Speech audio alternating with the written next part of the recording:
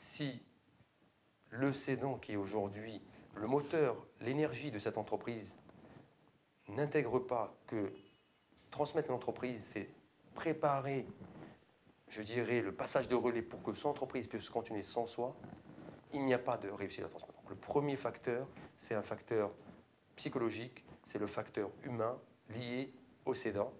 Et toutes les études le démontrent que si le cédant n'est pas prêt ou si le cédant n'est pas acteur, le taux d'échec devient plus élevé.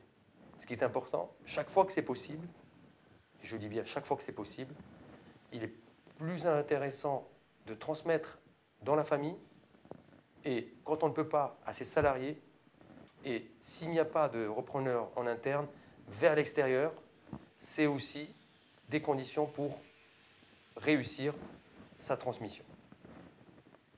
Un autre facteur important pour réussir ou effectivement ou faire échouer, c'est la qualité du repreneur. Si le repreneur effectivement n'est pas charismatique, n'a pas compris tout de suite la culture de cette entreprise, n'a pas eu l'accompagnement suffisant, effectivement, il peut perdre le cœur, le noyau, la valeur d'entreprise qui sont les hommes et les femmes du top management et de façon générale les salariés qui risquent de ne pas jouer, je dirais, la bonne partition et donc avoir là aussi un risque d'échec.